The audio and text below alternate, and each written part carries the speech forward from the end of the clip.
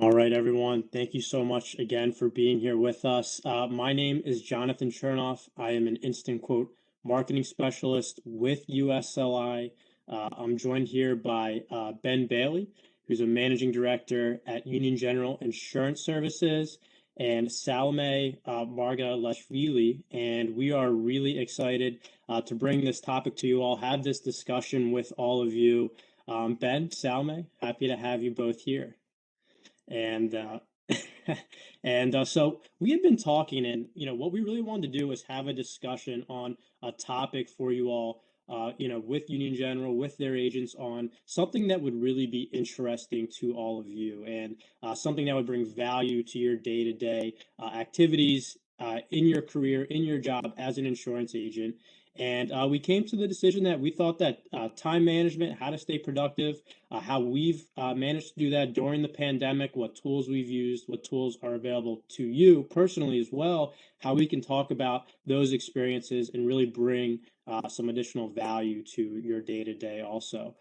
So, just some items here I wanted to address before we kick into our topic here.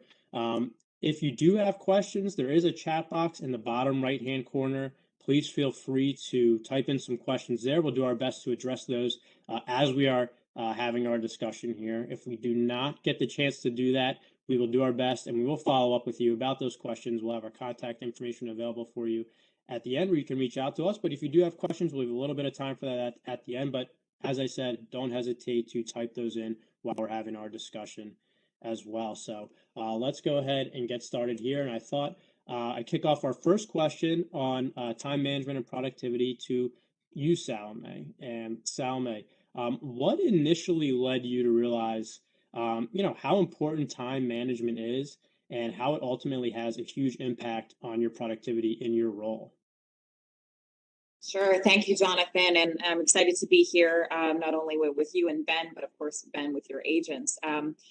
So it's funny, time is one of those things that, we all want more of it. We can't go to the store and buy it, though I'm sure we all wish we could. And so a few years ago now, I was actually given a book called Deep Work by an author, Cal Newport. And if you haven't heard of it or if you haven't read it, Ben and I love this book, which I'll share with you in just a moment. I'd come to hear about this book. I read this book, and essentially Cal says, executives like each of you on this panel discussion today, we waste time, and it's really imperative that we seek to own our own time, our time management and productivity to seek to get better. So I had recently been talking to Ben over the past few months, especially in the pandemic, and I said, have you ever heard of this guy, Cal Newport? Have you ever heard of this thing called Deep Work? And he said, absolutely. And I said, what are your thoughts on it? And he said, I love it. I think it's important, but we really have to be aware of technology, because technology can kind of pull you in a few different directions, and some things can happen from day to day that impact you from a time management and productivity standpoint. So we've kind of had this ongoing dialogue back and forth about time management, and here we are today.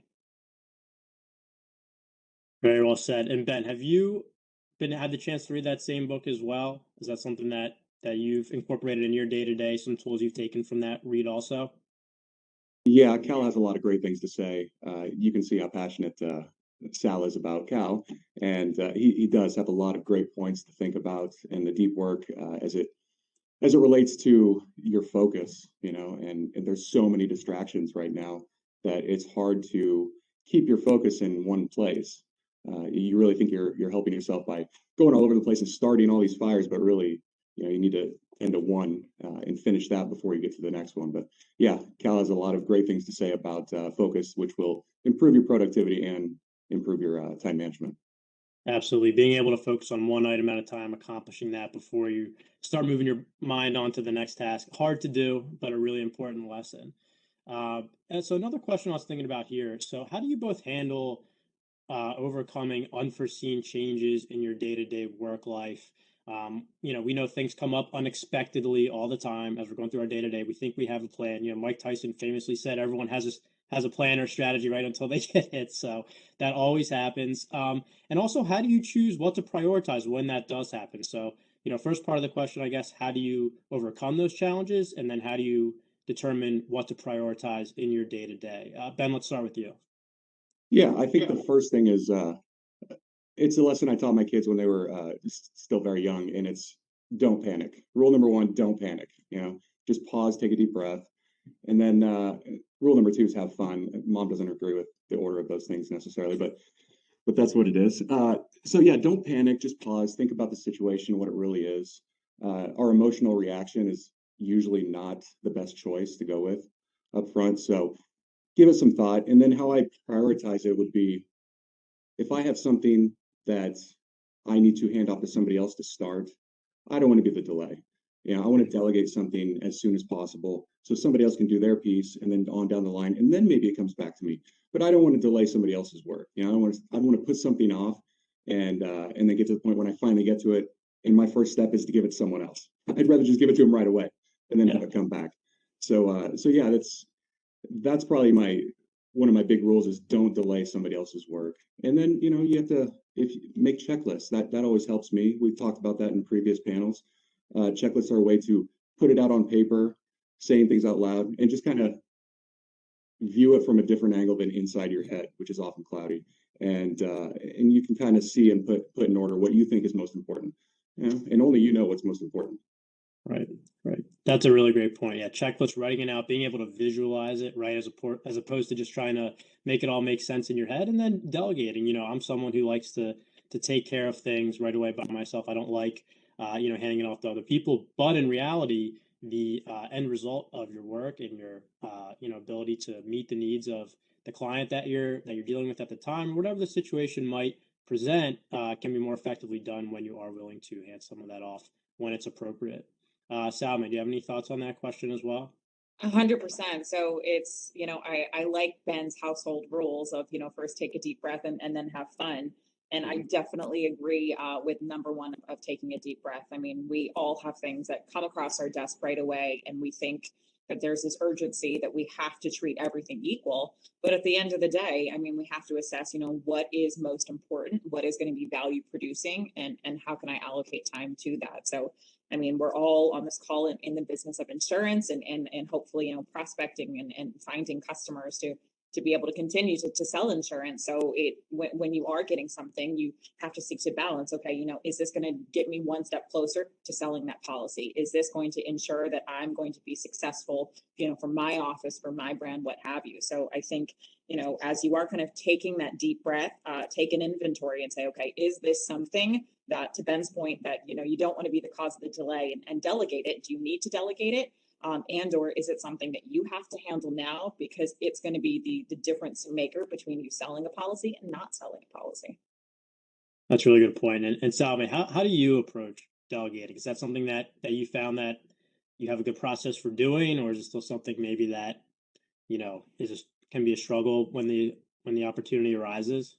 I can get a better at a lot of things, and delegation included. But I would say, if it's something that is going to directly impact either one of my customers and based on the role here at USLI, I seek to handle it as best I can and to make sure that I maintain that relationship because we all know insurance is a relationship business. And so, I'll delegate things that I can automate. So I'm not necessarily delegating it to a person, but if I can automate a process or streamline a process, I will. But I think delegation is an important thing that we have to seek to master so we can, sell more insurance. Absolutely, and that's the ultimate goal, right? We want to sell. We want to have people like doing business with us, and the best way to do that is be able to provide clear, efficient, and accurate work as quickly as possible. And however we're best able to do that, delegating, making lists, all of those are really great strategies for you all who are with us to really implement in your day to day. So another topic I wanted to jump to, and this is one that's really interesting for me, technology. I'm sure we've all heard that word. What does that mean? How is that, used in our day-to-day life? So, Salome, I thought I'd start with you again here first. How has technology, uh, either or both enhanced your ability to do your job and, maybe even to an extent, impeded your ability to do your job in certain occasions? And how do you balance that and are able to remain, productive, throughout the day? Yeah, so this is something that I think Ben does really well. So I want to hear his thoughts on it in particular. But I would say technology, as you really said it, Ben, can be both a blessing and a curse. I mean, it can enable you to stay connected with prospects and customers, but it also then, ensures that you're connected with prospects and customers. So again, I think it goes back to delegation. If you can use technology and leverage that to either automate things or do things for you, but then use that and leverage that so you can stay connected with, the people that you're working with, that can be really critical. I know, all of us right now are currently, using technology to engage with each other here. And it's made the world, especially in the pandemic, a much smaller place, and you're able to communicate with people all over, which can be pretty cool. But technology definitely, if you don't use it for good, that can definitely be a little frustrating with regard to email and what have you. But I know Ben uses technology well. He does. And Ben, I'm really interested to hear your thoughts about this. I know this is a passionate or a topic that you're passionate about, and something that you've really taken towards, using to build those relationships and to build, your ability to do business as well. So, what are some of your thoughts, Ben, on this topic? First of all, thank you for the accolades on how good I am with technology, but I have started speaking on mute like everyone else, so it definitely gets the better of me sometimes. Yeah. It's a blessing and a curse. It's technology is a very powerful tool. It is a tool, so a lot relies on who's controlling who, and you need to be very intentional when you go into. I'll just take your iPhone, and set up your notifications in a way where it's not controlling you. I check these things when I want to do it, not when it tells me I have something, because you will get in an endless cycle of notifications, and you'll never get any kind of focus at all and get anything done. So, there's a lot of things that you can research and just Google online about how to do that, how to control your notifications to get more things done. So I would start with that as far as controlling technology, but it carries a lot of responsibility with it too. And the next book after Cal Newport, I don't know if you've got your hands on it yet, Sal, but A World Without Email. He's been doing his rounds, talking about that on certain podcasts, and it's A World Without Email: Reimagining Work in an Age of Communication Overload. And it's perfect for this discussion because he's talking about mostly email, how it's been such an important role or tool in our lives to get things done faster and get more things done. But it's gotten to a point where it's an overload. It's overwhelming, and it's actually, is it doing more harm than good? In certain circumstances, yes, it is. In others, no, it's definitely a better way. But in their studies, they show that the average person checks their email every 6 minutes. And when you break focus, to regain the level of focus you were at, takes about 15 minutes. So how are you ever going to get any good, deep focus work done? And so don't beat yourself up for not being able to finish things, because it's happening to a lot of people, but just be aware of it and make a change. Don't check those emails as often. Set them up to deliver every hour, or check them once or twice a day. That will help. But he spends a lot of time talking about the cost of switching tasks.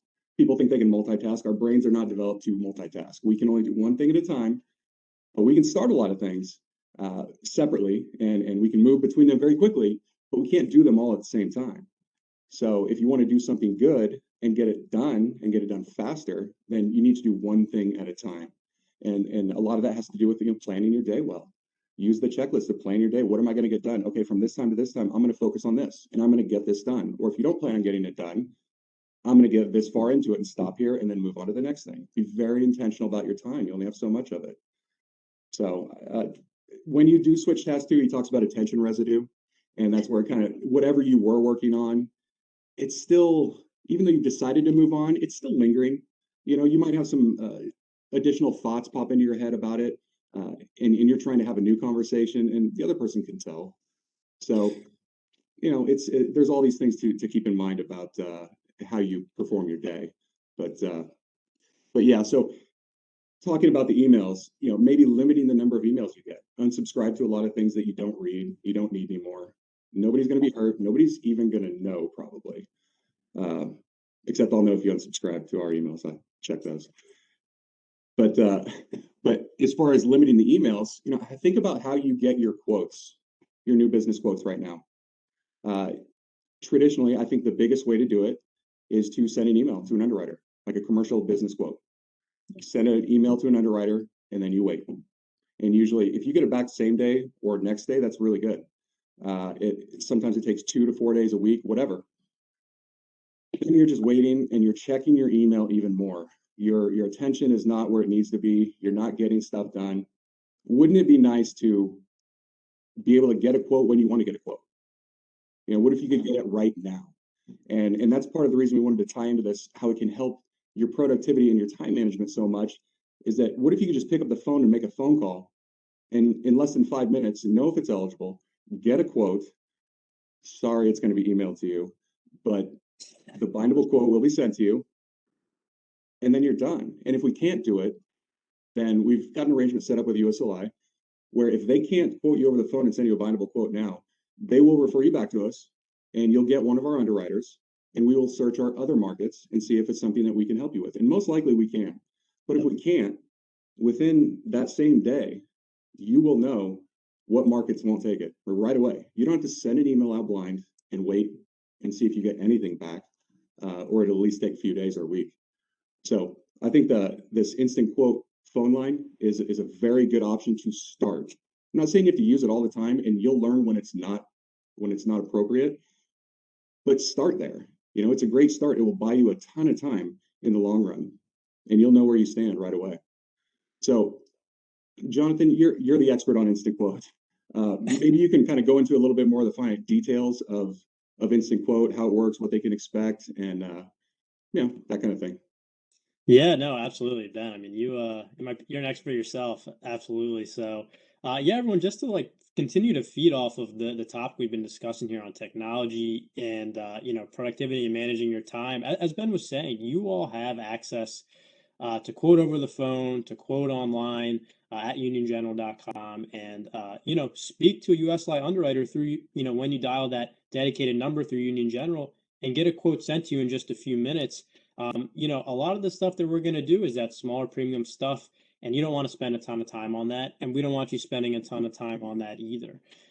So really, we've been able to sort of morph the best aspects of technology, but also allowing you still to, humanize that experience and speak with a real person. So you get the efficiency of the technology that we have available to us today, while still being able to rely on another person, when the situation calls for it. So, I've had conversations with Ben and his agents and other agents, hundreds of conversations throughout this past year. And the response is always overwhelmingly positive that, yeah, this is the best platform for us to use, whether it's quoting online at uniongeneral.com or calling in, which is, another option for you to do as well and getting that quote sent to you.